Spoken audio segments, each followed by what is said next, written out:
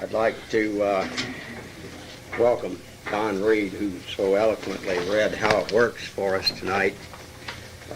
Don is a visitor here tonight from the planet Earth. He's been sober 127 years. And if you don't like anything that I say in this series, in this step study, and if you like mental gymnastics, you can resent me and blame him. If you like anything I say, you can thank him. In a monumental feat, I have finally gotten to step 3. It's only taken me 4 weeks. And I think I can finish step 3 tonight. Anyway, that's my plans. Made a decision to turn our will and our lives over to the care of God as we understood Him. And before we start reading tonight, I want to talk about the words that are in this step and what they mean, not only in fact, but to us as alcoholics. The word decision is very troublesome. If you were here,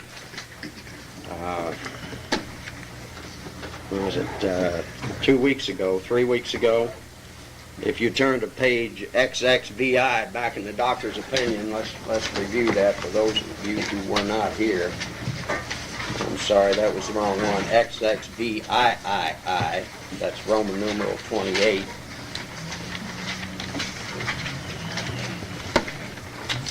It says the classification in the second paragraph there. The classification of alcoholics seems most difficult and is in much detail is outside the scope of this book. There are, of course, the psychopaths who are emotionally unstable. We are all familiar with this type. They are always going on the wagon for keeps. They are over-remorseful and make many resolutions, but never a decision. So what step 3 is asking me to do, and for you, those of you who weren't here, we talked about the psychopathic personality, some of the traits of the psychopathic personality, which are also discussed not under that terminology in chapter 4, We Agnostics. We talked about those personality traits and this inability to learn from experience and other things, stemming primarily from self-centeredness and inability to make a decision that we can hold our feet to the fire on. So we've got to do something that our previous life has demonstrated to us over and over. It certainly did to me, that I could not make a promise to myself that I couldn't talk myself out of. I was going to get sober tomorrow. I was going to get sober today. I wasn't going to do this anymore. I was going to do this right. I was going to show up to work. I was going to, et cetera, et cetera, et cetera. And I could never make myself believe it. I could always tell myself a lie that I could believe and go do something exact opposite. As a result, I was producing results in my life that were not acceptable to me or anybody else.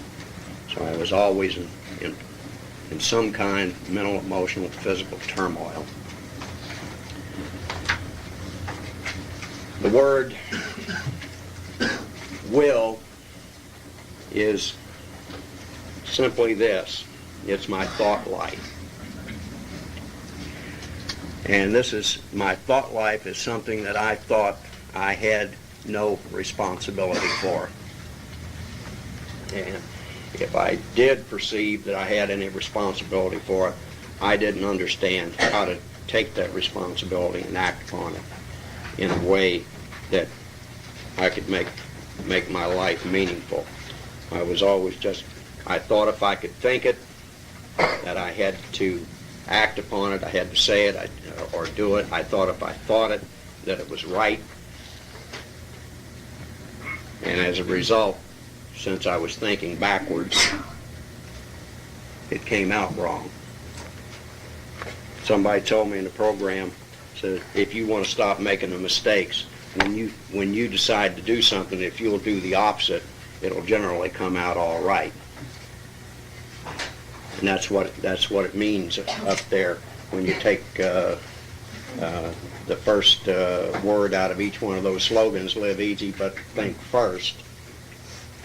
And then that one says think, think, think.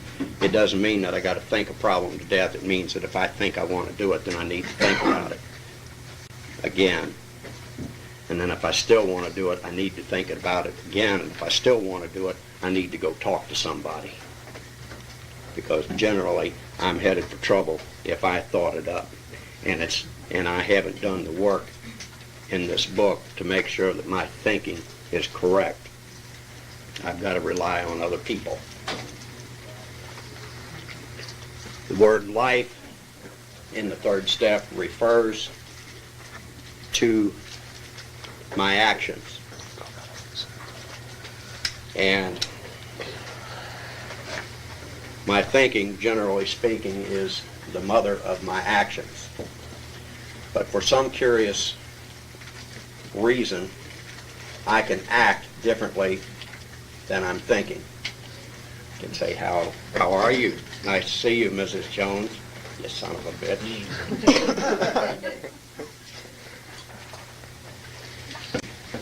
And you've heard in the program that you act your way into right thinking. You don't think your way into right acting. And we talked several sessions ago about it doesn't make any difference what I think or think that I believe or in fact do believe, but it does make a difference what I do. So I have to start doing. Not what I want to, but what I'm told. You know, what I'm told to do in Alcoholics Anonymous, what I'm told to do in these books that are here to teach me. I've got to start to rely on other people for my solutions. And step one required a surrender about my powerlessness over alcohol. Come to recognize that the problems in my life were not only created by me as a result of my disease. I have to surrender in step two by admitting to myself that my problems are solvable with the help of a power greater than myself, that I am probably profoundly mentally ill, and the only way that I can save my life is to have a profound personality change, which is also referred to as a spiritual awakening, by the spiritual experience, religious experience, etc., etc., etc. It all means the same thing for our purpose. So, I want to talk a little bit about the three states of the will before we get started here.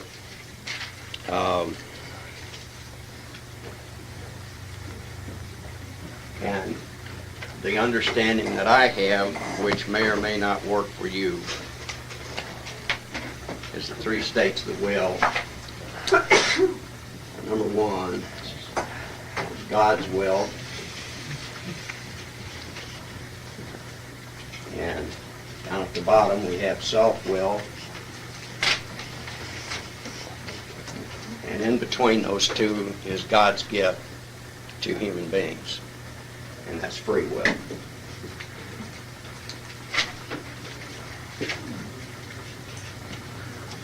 God's will is love and perfection and can only be approached by human beings. And that's what Bill's talking about here and how it works. That we're not saints.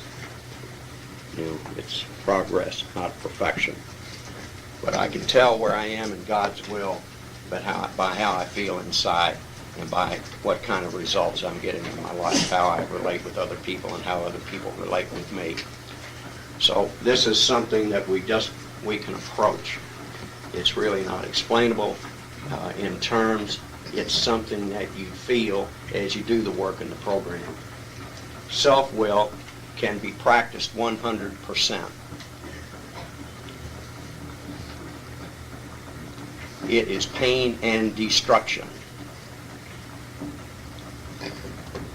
If you don't know what pain and destruction is, how it feels, how it is created, how how it is insoluble, then you may not need to be in this meeting because you're probably not an alcoholic. But free will is the ability to choose.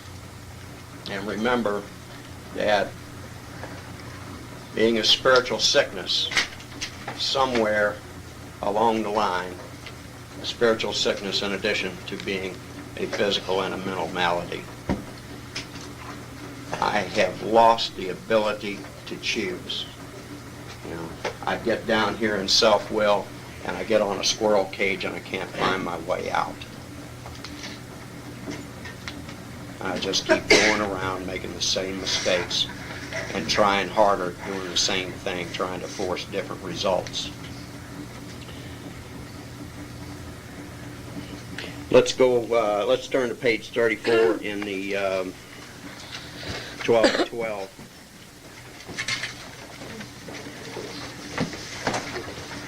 We're going to be jumping back and forth in the book, so if you want to turn to page 60 in the big book also, we'll be going over there.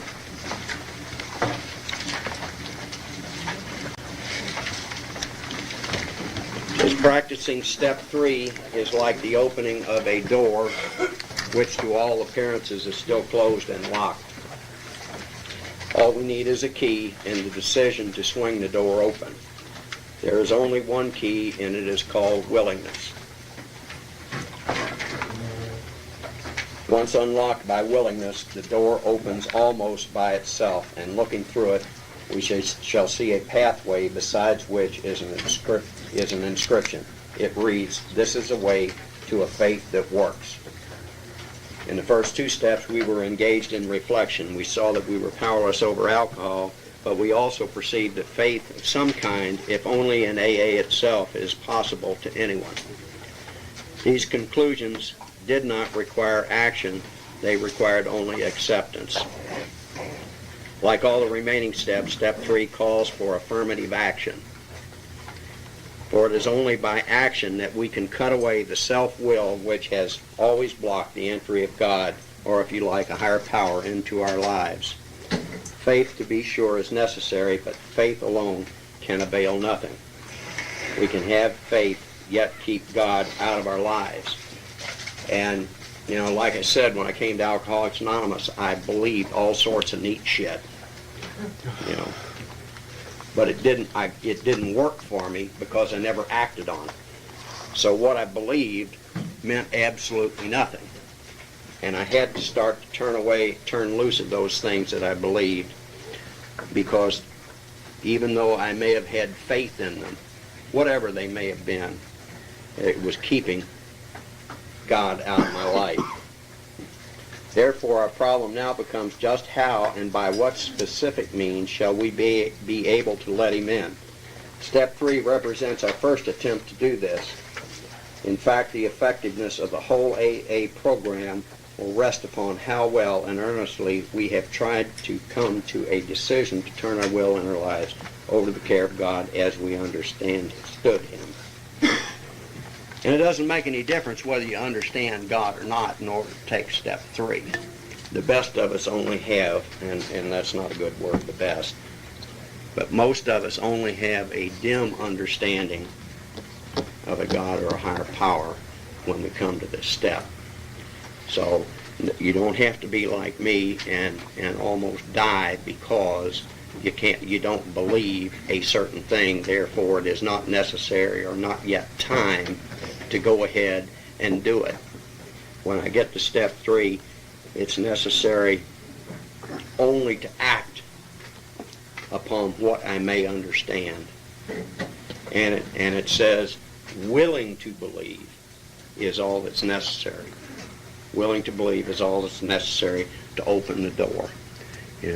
Once I get the door unlocked, as I move along, then I can put my shoulder to it and start to shove it open a little bit.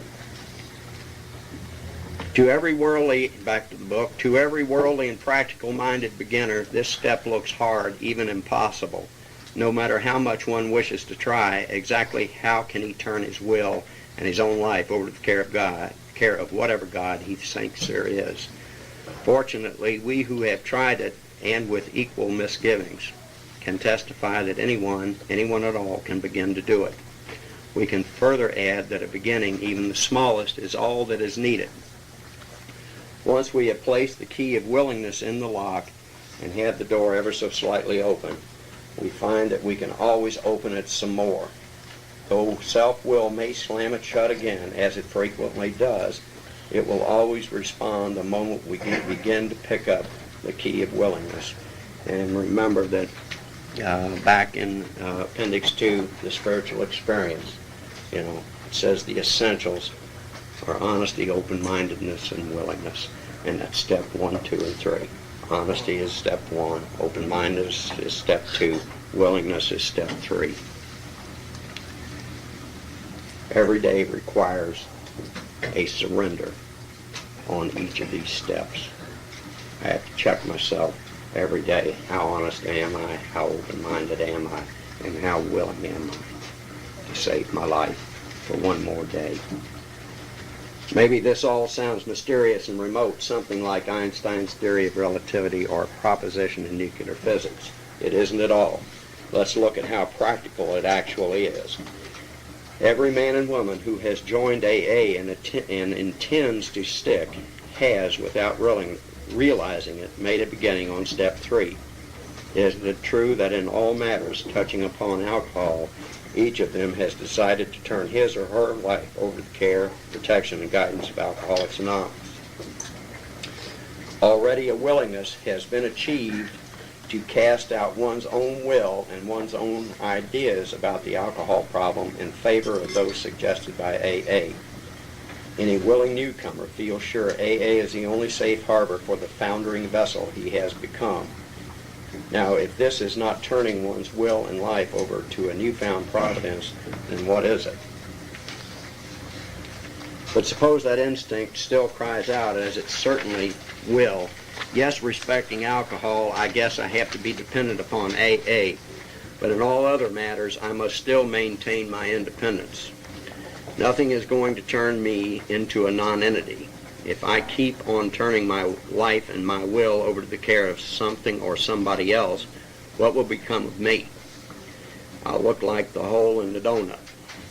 This, of course, is a process by which instinct and logic always seek to bolster egotism and so frustrate spiritual development.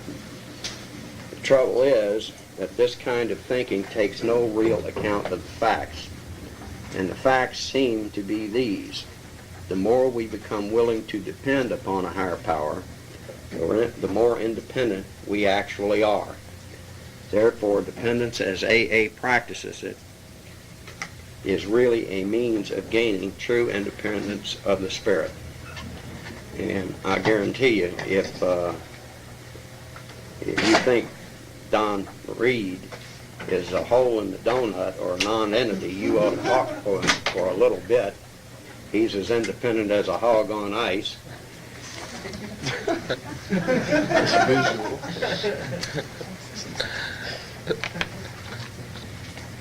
Dependence upon a higher power, right dependence, is true independence.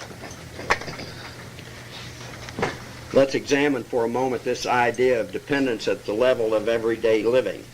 In this area, it is startling to discover how dependent we really are and how unconscious of that dependence. Every modern house has electric wiring carrying power and light to its interior. We are delighted with this dependence. Our main hope is that nothing will ever cut off the supply of current. By so accepting our dependence upon this marvel of science, we find ourselves more independent personally. Not only are we more independent, we are even more comfortable and secure. Power flows just where it is needed, silently and surely. Electricity, that strange energy so few people understand, meets our simplest daily needs and our most desperate ones too. Ask the polio sufferer confined to an iron lung who depends with complete trust upon a motor to keep the breath of life in him. Now, we talked about gathering evidence in the physical world to support scientific phenomenon, or to explain scientific phenomenon. And we talked about how spiritual or faith, matters of faith can be proved by opening your eyes to spiritual evidence. And here is the big block. If anybody came here tonight to learn what I think is the most important thing in step 3 in the 12 and 12, here it is, and it's this paragraph.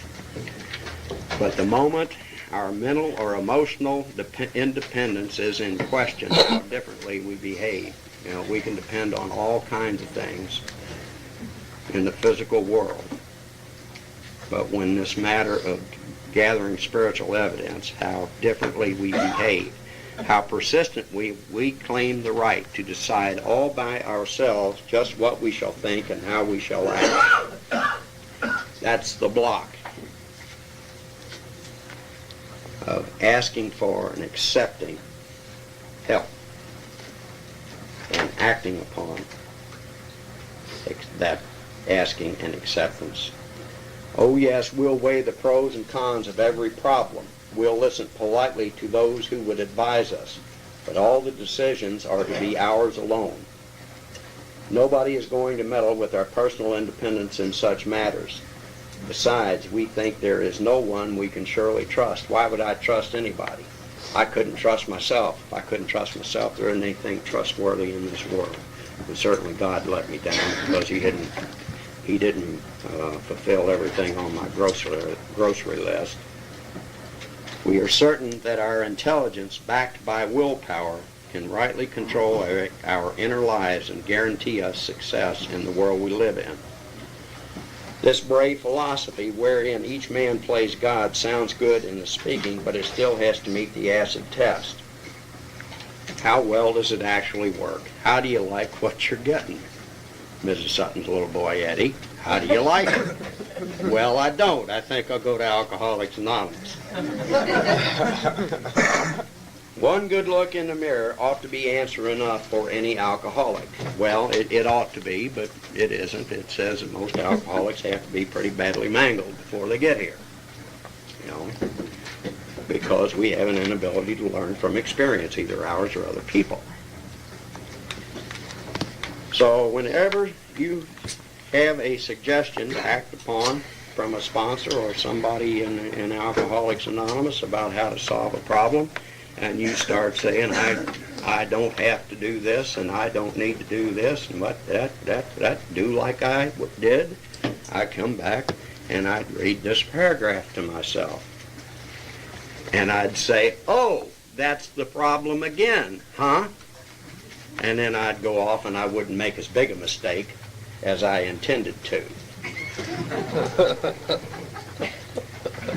As long as the messes aren't too big, I don't mind cleaning them up. Should his own image in the mirror be too awful to contemplate, and it usually is, he might first take a look at the results normal people are getting from self-sufficiency. Everywhere he sees people filled with anger and fear, society breaking up into warring fragments. Each fragment says to the other, we are right and you are wrong. Every such pressure group, if it is strong enough, self-righteously imposes its will upon the rest. And everywhere the same thing is being done on an individual basis. The sum of all this mighty effort is less peace and less brotherhood than before. The philosophy of self-sufficiency is not paying off. Plainly enough, it is a bone-crushing juggernaut whose final achievement is ruin. Therefore, we who are alcoholics can consider ourselves fortunate indeed. Each of us has had his own near-fatal encounter with the juggernaut of self-will and has suffered enough under its weight to be willing to look for something better. Anybody here know what a juggernaut is? A juggernaut, and I haven't made a deep study of this, but as I understand it, a juggernaut is a wheeled conveyance that's used in Hindu religious festivals, and long ropes are tied to it, and people pull this vehicle through the streets and it stops for no one. If anybody stumbles and falls, it just goes right over them.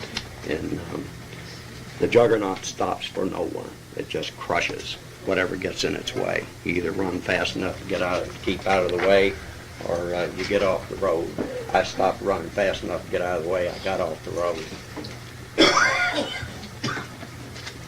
And this is the one that makes so many people mad. So it is by circumstance, rather than by any virtue, that we are driven to AA, have admitted defeat, have acquired the rudiments of faith, and now want to make a decision to turn our will and our lives over to a higher power. And, you know, I guess I'm guilty of it, have been guilty of it, and I'll be guilty of it in the future. And I see other people be guilty of it and hear other people speak about it. And that's this thing of spiritual pride.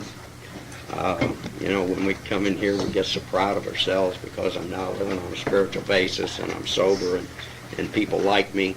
And I think that I have gained some virtue. But still, I'm only here because of the circumstances of my life. I am only here because there is something wrong with me that I couldn't find a way to correct any other way.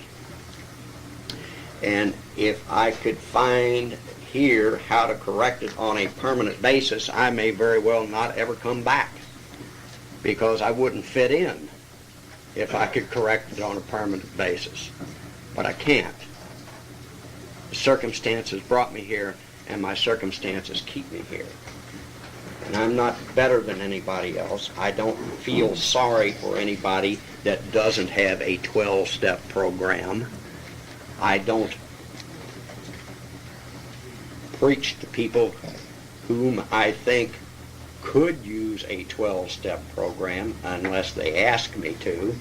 If they ask me a direct question, they better get them a cup of coffee and sit down, because it's going to take a while.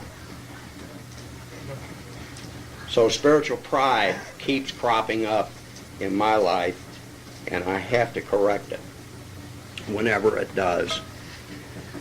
We realize that the word dependence is as distasteful to many psychiatrists and psychologists as it is to alcoholics. Like our professional friends, we too are aware that there are wrong forms of dependence. We have experienced many of them. No adult man or woman, for example, should be in too much emotional dependence upon a parent. They should have been weaned long before, and if they have not been, they should wake up to the fact. This very form of faulty dependence has caused many a rebellious alcoholic to conclude that dependence of any sort must be intolerably damaging. But dependence upon an AA group or upon a higher power hasn't produced any baleful results. So what we're talking about is a right dependence. We don't lay down on the railroad tracks and pray. You know, that it would be a wrong form of dependence. I don't commit absurd acts in dependence. I have responsibilities to meet. And if I meet mine, God will meet his. When World War II broke out, this spiritual principle had its first major test. AAs entered the services and were scattered all over the world. Would they be able to take discipline, stand up under fire, and endure the monotony and misery of war? Would the kind of dependence they had learned in AA carry them through? Well, it did. They had even fewer alcoholic lapses or emotional binges than AA's safe at home did. They were just as capable of endurance and valor as any other soldier.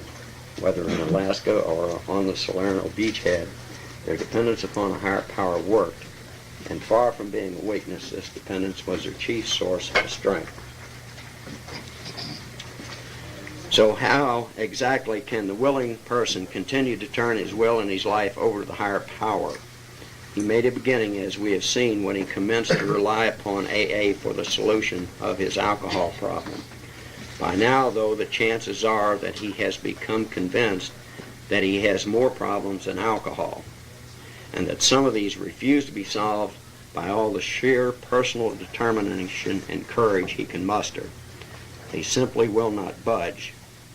They make him desperately unhappy and threaten his newfound sobriety. Our friend is still victimized by remorse and guilt when he thinks of yesterday. Bitterness still overpowers him when he broods upon those he still envies or hates. His financial insecurity worries him sick, and panic takes over when he thinks of all the bridges to safety that alcohol burned behind him. And how shall he ever straighten out that awful jam that cost him the affection of his family and separated him from them? His lone courage and unaided will cannot do it. Surely he must now depend upon somebody or something else.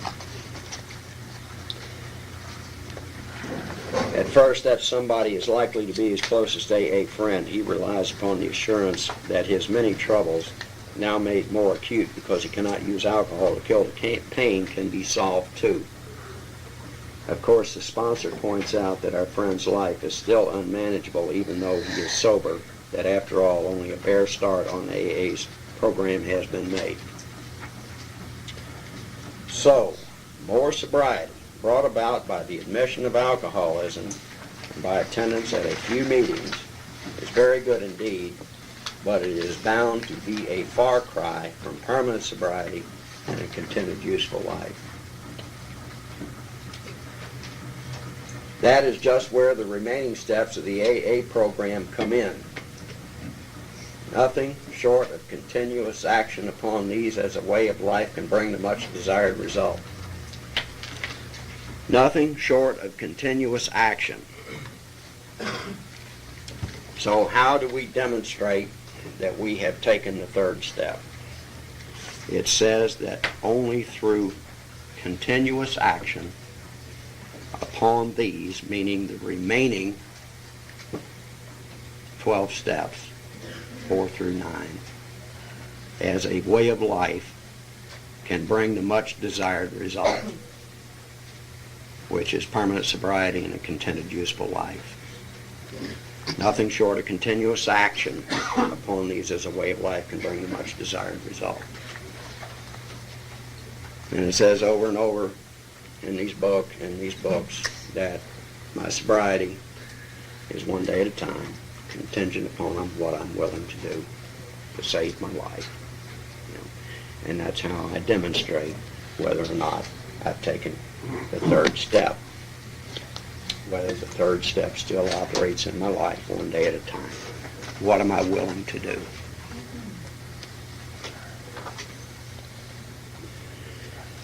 Then it is explained that other steps in the AA program can be practiced with success only when step 3 is given a determined and persistent trial.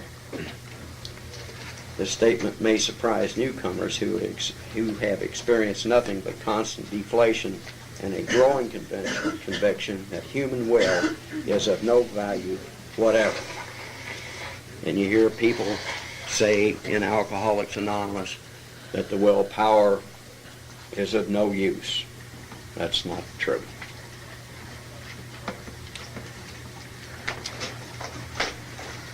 They have become persuaded, and rightly so, that many problems beside alcohol will not yield to a headlong assault powered by the individual alone. But now it appears that there are certain things which only the individual can do. All by himself and in the light of his own circumstances, he needs to develop the quality of willingness. When he acquires willingness, he is the only one who can make the decision to exert himself. Trying to do this is an act of his own will.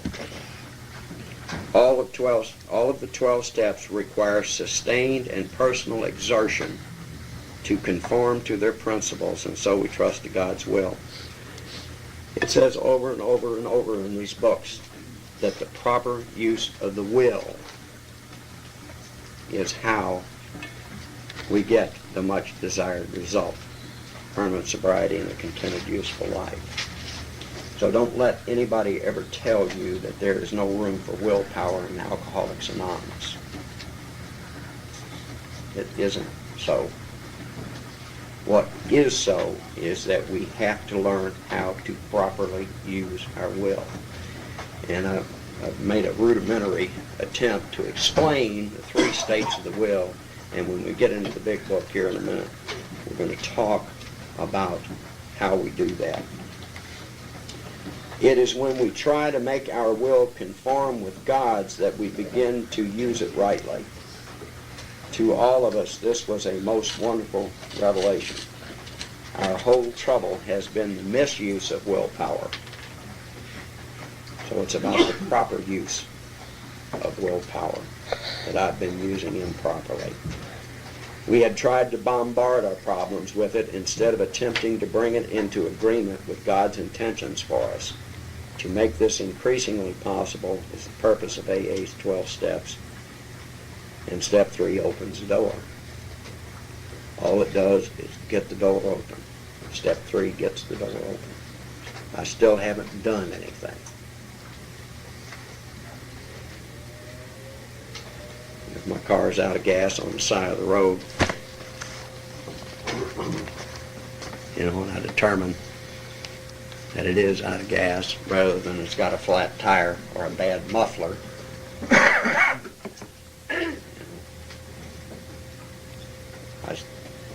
I haven't done anything until I decide to take some action. Whatever that may be, hitchhike, call on the car phone, walk. I've got to do something to correct it. And that requires me to exert myself to solve the problem. Whatever the sensible plan of action may be. It would not be a sensible plan of action to start walking across a pasture looking for gas. I would be taking action, but it might not make much sense unless depending upon how much I had to drink.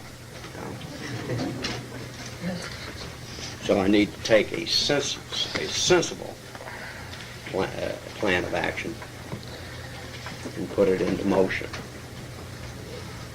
And all I've done up to step 3, 1, 2, and 3, is I found out the problem. I found out what a sensible program of action is to solve the problem. And in step 3, I said, I'm willing to go to work. That's all. I'm willing to go to work. Once we have come into agreement with these ideas, it is really easy to begin the practice of step 3.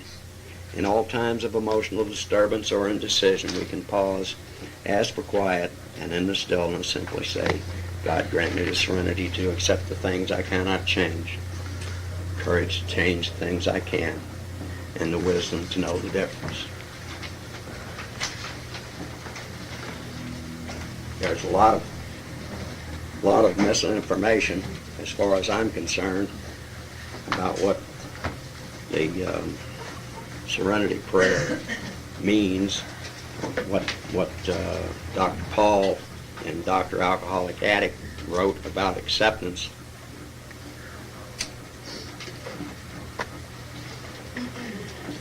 God grant me the serenity to accept the things I cannot change. There's a lot of things in my life I just absolutely cannot change.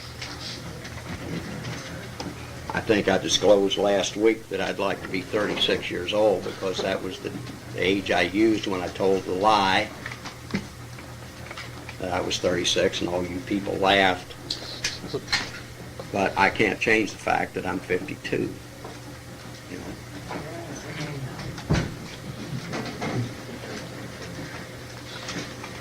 It says, courage to change the things I can, and there's a lot of circumstances that I can change in my life.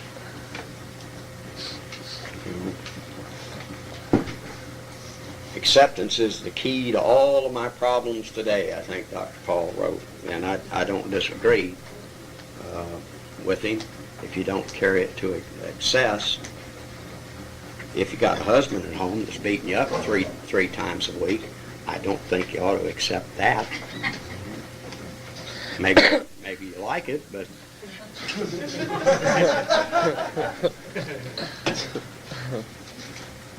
My wife's favorite fantasy was beating me to death in my sleep with a frying pan. I might have learned to accept that if she'd attempted it because she was financing my drinking. I wasn't able to work, but she was. So I might have accepted that, but I wouldn't accept it today. I can change my circumstances if it doesn't fit into how I want to live my life today. I don't have to accept a lot. I'm very careful about who I talk to today, about what I talk to, with whom, about what I read, what I watch on television, what I watch in the movies. I don't have to accept that stuff. I just keep it out of my life. Because it doesn't do me any good.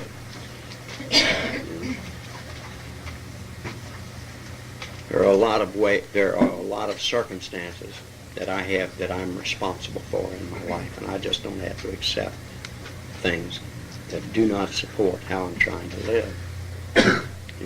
I still have to be loving and tolerant in handling how I deal with those situations and get them out of my life, but I'm capable of doing that today without offending anyone. Most of the time. Let's go over to page 60. I meant to jump back and forth here a couple of times, but I decided I'd just go on and finish it there.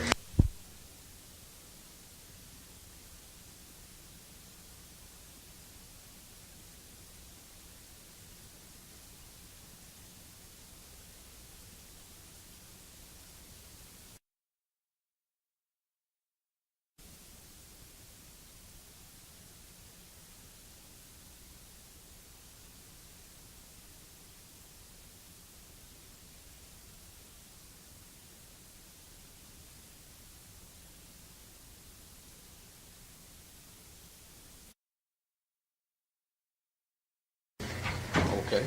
Yep. All right.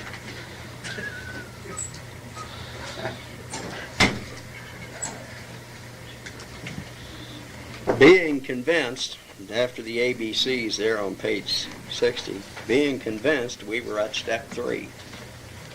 Being convinced of the ABCs that our lives were, that we were alcoholic and could not manage our own lives, that probably no human power could have relieved our alcoholism, but God could and would if he were sought.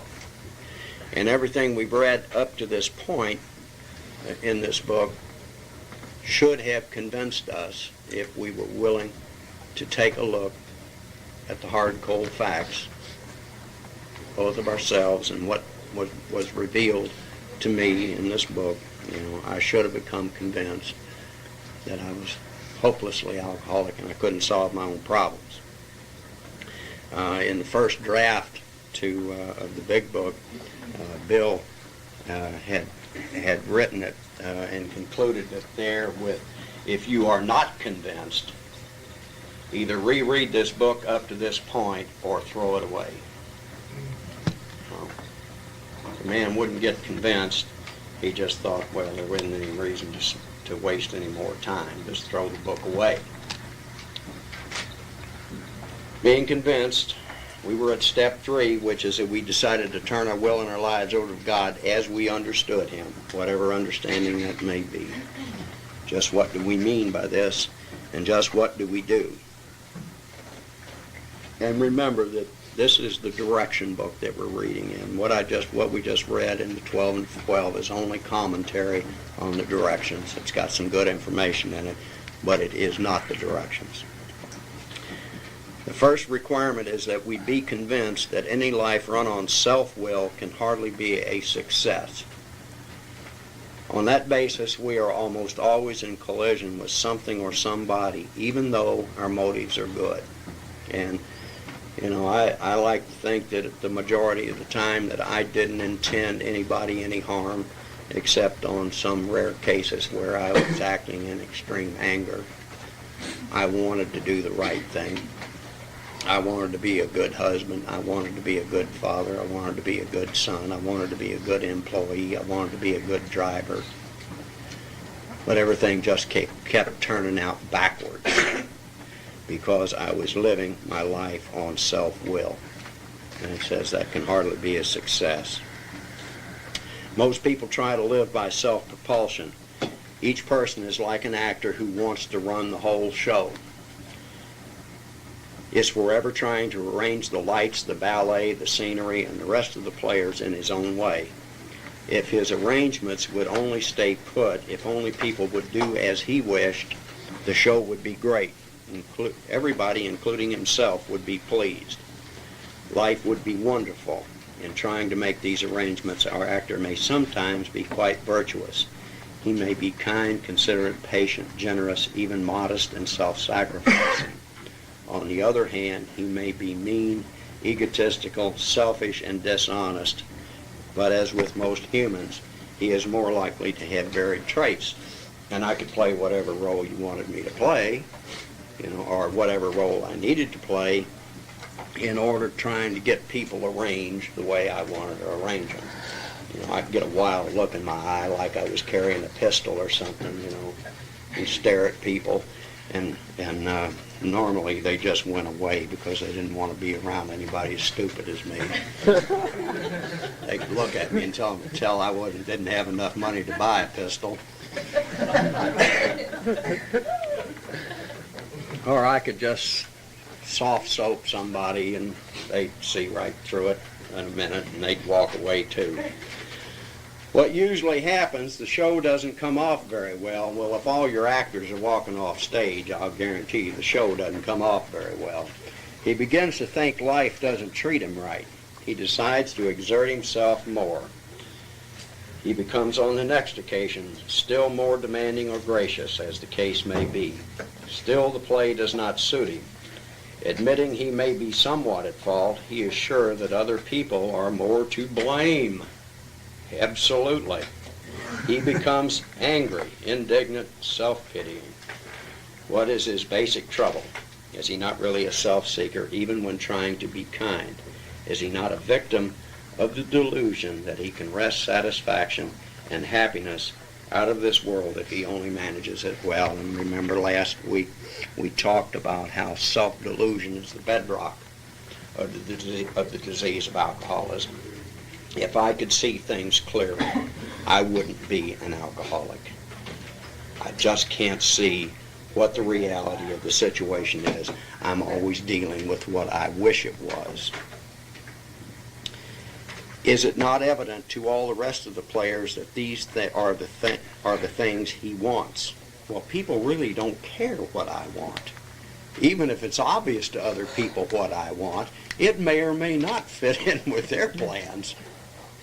And do not his actions make each of them wish to retaliate, snatching all they can get out of the show? Is he not, even in his best moments, a producer of confusion rather than harmony? Our actor is self-centered, egocentric, as people like to call it nowadays. He is like the retired businessman who lolls in the Florida sunshine in the winter, complaining of the sad state of the Union. The minister who sighs over the sins of the 20th century. Politicians and reformers who are sure all would be utopia if the rest of the world would only behave. The outlaw safecracker who thinks society has wronged him, and the alcoholic who has lost all and is locked up. Whatever our protestations, are not most of us concerned with ourselves, our resentments, or our self-pity.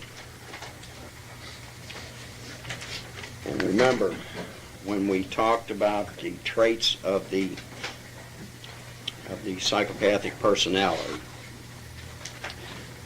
and I told you this was the one that Bill liked the best because he thought that this was where our problems all started. Here's what it is. It says selfishness, self-centeredness. That we think is the root of our troubles.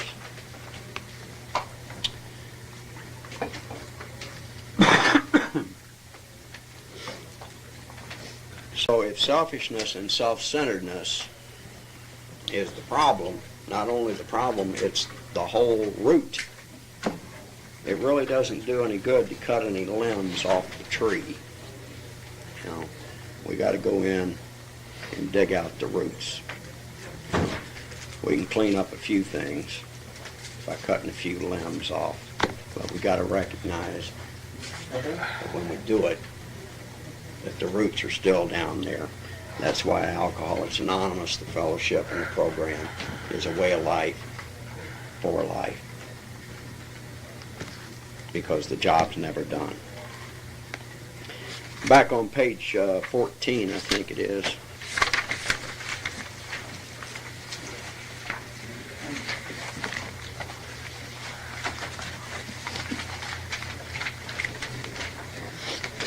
That first paragraph, Bill, in his story, he's talking about what he had done and what the results were. He says it's simple but not easy. A price had to be paid.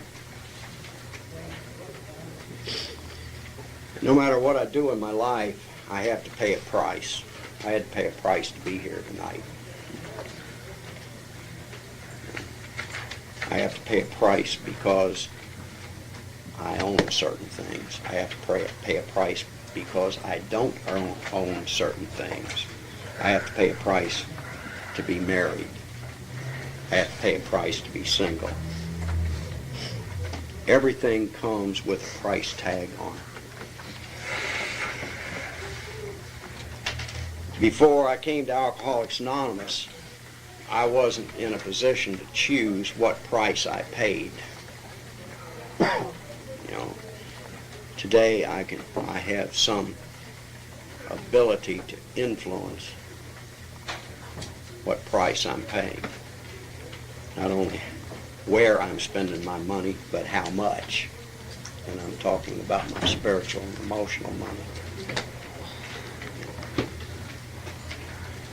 It meant destruction of self-centeredness. That's the price. Destruction of self-centeredness. Nothing short of continuous action upon the remaining steps will bring about the much desired result. And the remaining steps is about the destruction of self-centeredness. And over on page 18, nope, I'm wrong. Page 20,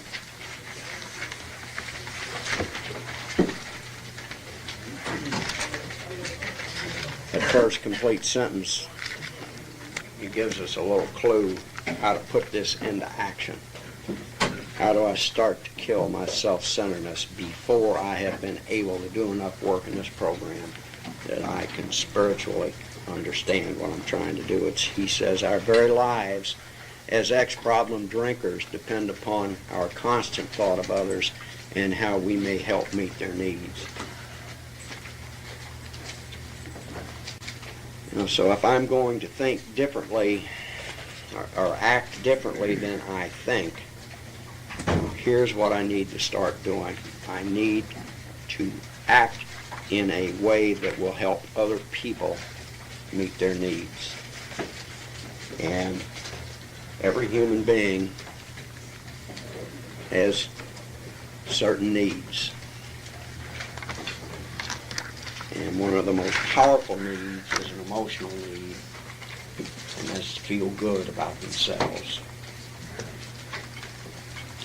I always thought I needed to do something for me in order to feel good about myself. But this tells me that if I help other people meet their needs by allowing them to feel good about themselves, then I'll feel good about myself. You know, I like to use the example, and many of you have heard me over and over. Probably getting bored with hearing it, but I like to use the example of going to 7-Eleven and buying a package of cigarettes. I can either make the clerk happy that he or she came to work that day, or I can make them so mad they'll go home and beat their children. However, it's up to me, however I want to play it. You know, and I have to realize that I can exercise that kind of power over people. And I have to come to understand that I don't want that kind of power exercised over me.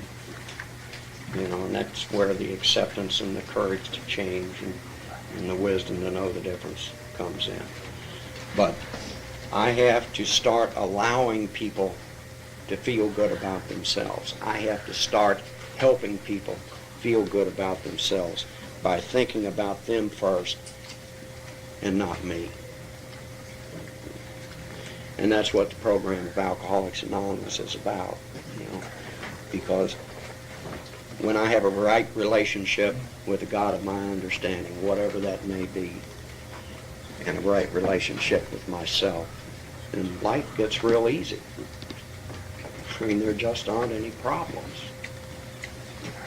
You know, it's an unshakable foundation for living, which is what it's called in these books. Let's go back over to page 62. Selfishness, self-centeredness, that we think is the root of our troubles. Driven by 100 forms of fear, self-delusion, self-seeking, and self-pity. All self.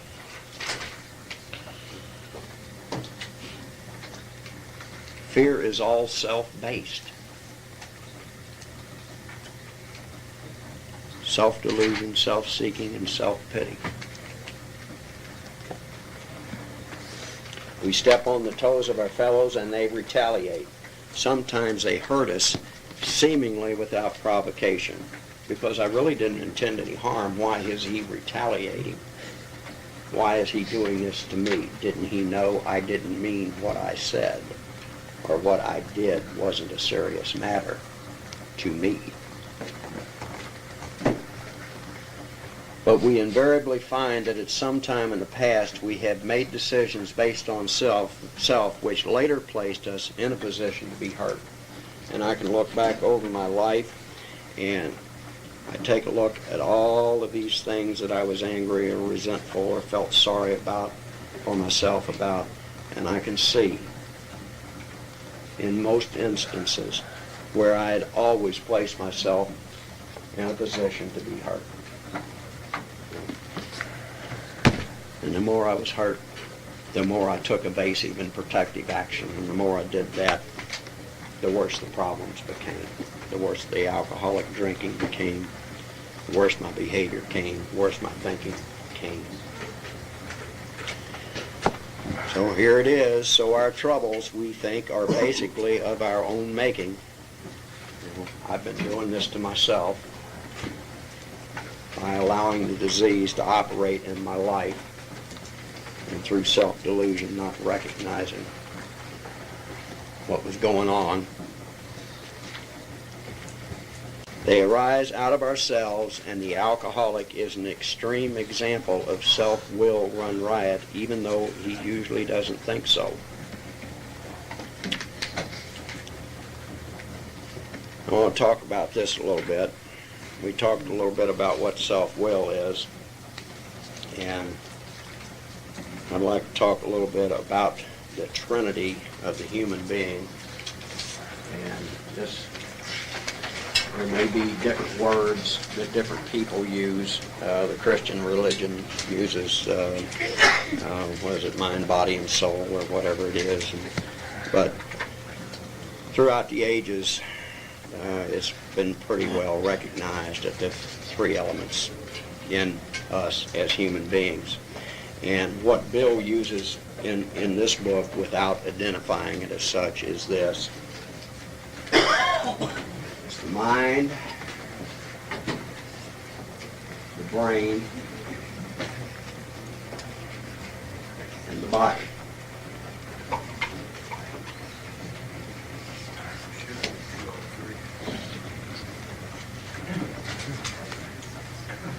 The mind is supposed to be the boss. The mind is the spirit. The mind is the soul. The mind is who I really am. That's where I live. That's where I have an instinctual knowledge of the difference between right and wrong. That's where I have a picture of myself that I can't share with anybody. Not because I don't want to. It is not possible. Jesus Christ, for those of you familiar with the Bible, called it the secret place. The brain is a computer. It does nothing more than do what it has done on a historical basis. The mind is the programmer of the computer. The brain is a tool of the mind. The body is a tool of the brain. The brain tells me to use my daughter's purple felt tip pen, which I have not returned to her yet. It tells my body what to do. This all makes a lot of sense. Can anybody in here not tell that there is something up there that is called the mind and something up there that is called the brain, as I have explained it? You know, two things up there. The problem is this. We can live without our mind. You know, if someone who is mentally ill, we say, oh, poor thing, they've lost their mind. They didn't lose their brain. They can still walk, they can eat, they can talk, do all kinds of things. Just doesn't make a lot of sense sometimes. My mother-in-law has Alzheimer's. She's lost her mind. She hadn't lost her brain. She can do a lot of things.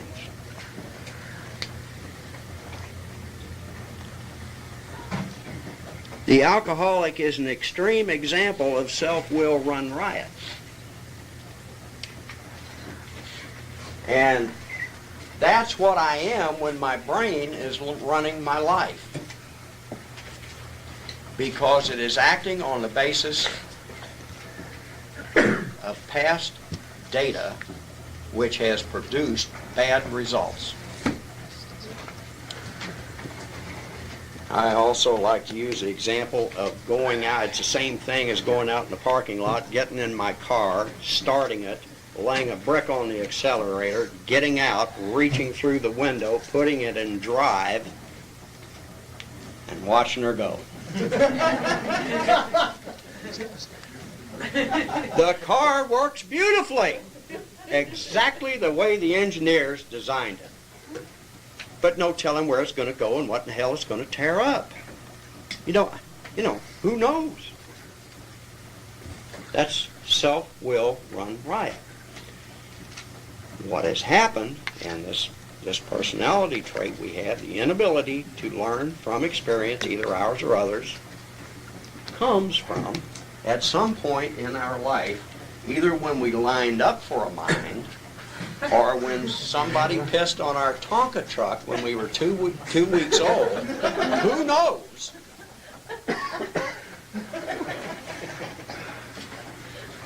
We let our mind go over to the side of the road and sit down and just watch.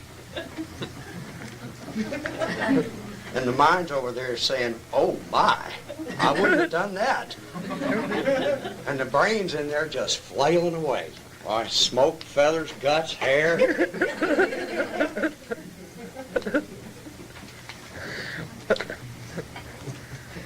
So the purpose of Alcoholics Anonymous, it would seem to me, is to start exercising our mind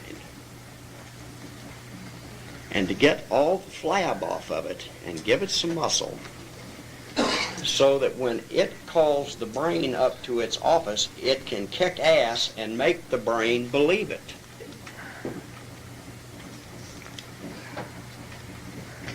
When it talks about it is an exertion of our own will, that's what it's talking about.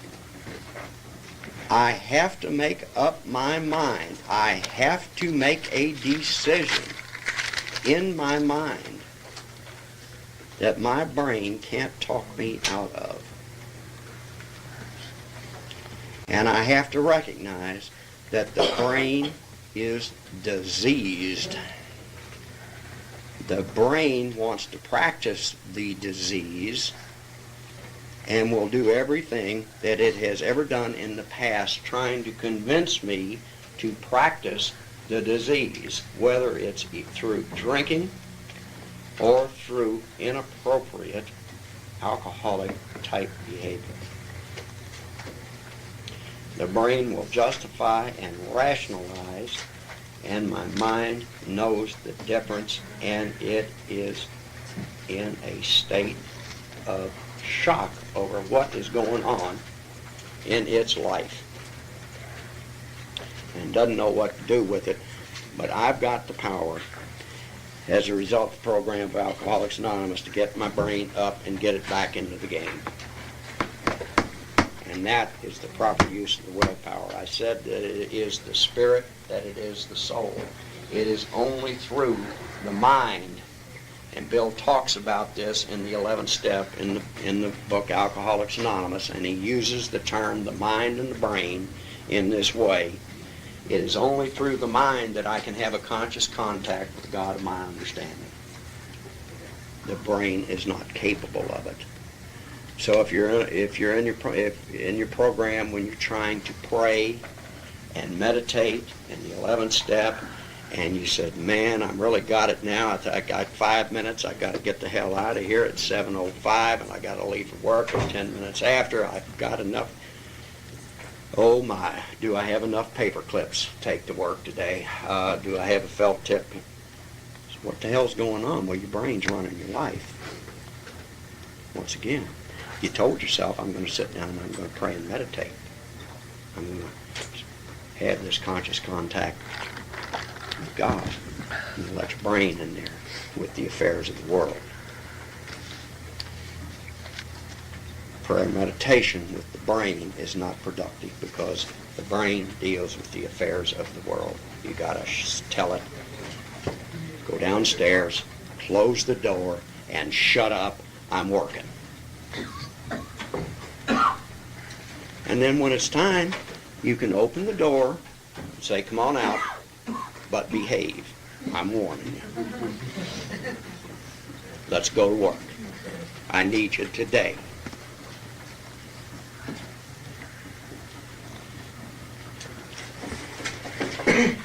Back in the book, it says, above everything, we alcoholics must be rid of this selfishness.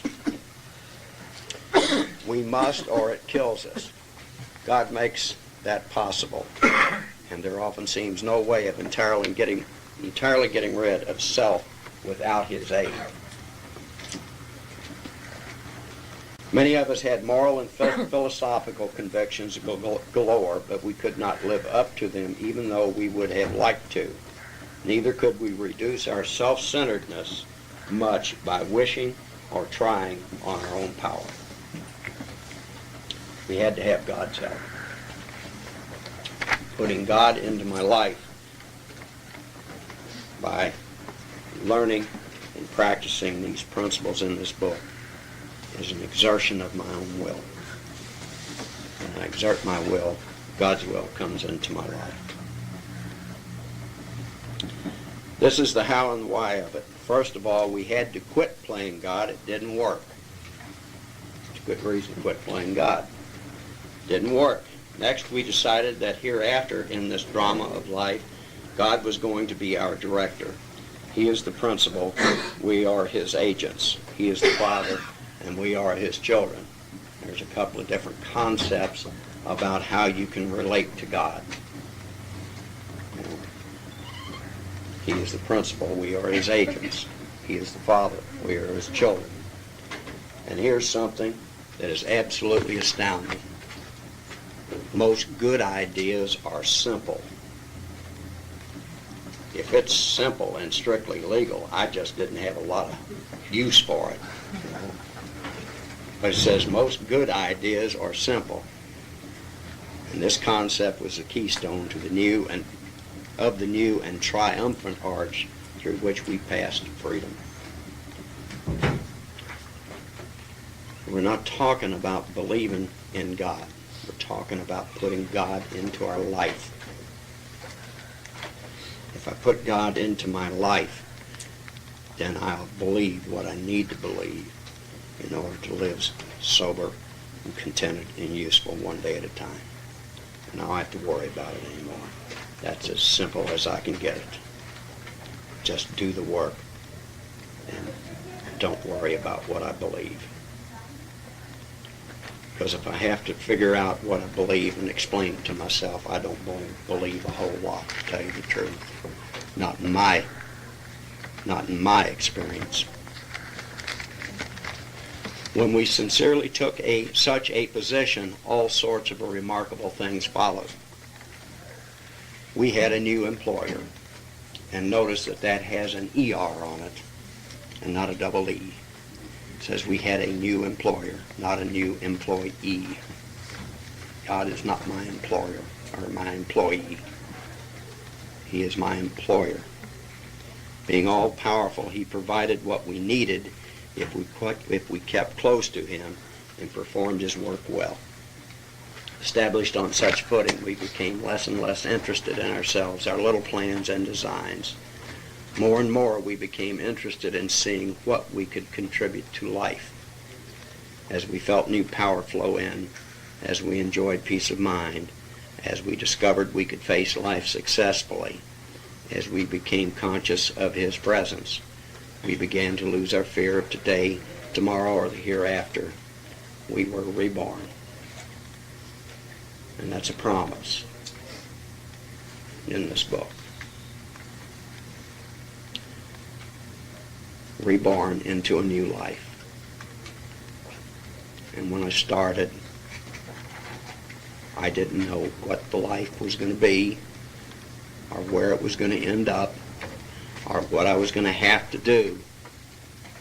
All I had done was I had made the surrender and a decision, and I started to work.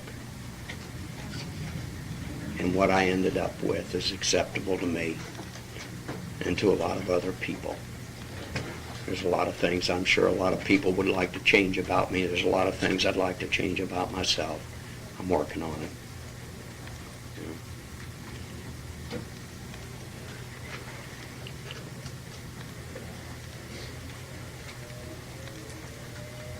Here is the instruction for step 3. All of this has gotten us ready to do the physical act of step 3. Many of us said to our Maker as we understood him, God, I offer myself to you to build with me and to do with me as you will. Relieve me of the bondage of self, that I may better do your will. Take away my difficulties, that victory over them may bear witness to those I would help. Thy power, thy love, thy way of life. I do your will always. We thought well before taking this step, making sure we were ready, that we could at last abandon ourselves utterly to him, willing to go to any lengths. Can I turn my will and my life over to the care of God in order to save my life, in order to take the spiritual remedy that's outlined in this book and put it into action? says, we found it very desirable to take this spiritual step with an understanding person, such as a wife, best friend, or spiritual advisor. And remember that when this book was written, it was a 12-step tool that was going to be sent to a man who was all alone. He was going to read it, follow the directions, and start his own fellowship. It is better to meet God alone than with one who might misunderstand. The wording was, of course, quite optional, so long as we expressed the idea, voicing it without reservation. This was only a beginning, though if honestly and humbly made. In effect, sometimes a very great one was felt at once. If you'd like to, I'd like all of us to read the third step together. God, I offer myself to you to build with me and do with me as I will. Relieve me of the bondage of self, that I may do thy will. Take away my difficulties, that victory over them may bear witness to those I would help. Your power, thy love, and thy way of life, may I do thy will always. Well, if you've never taken the third step, you've taken it for the first time, perhaps, I would still say take it on your knees with your sponsor at your first opportunity if you haven't done so already. I'm going to wind up here on the third step, and next week, there's a lot of discussion in the fellowship about when the proper timing is for doing the fourth step, and Bill put in this book the clearest instruction on when is the proper time to take the fourth step. It's the clearest instruction in this book. It's the first word in the next paragraph. It says, next.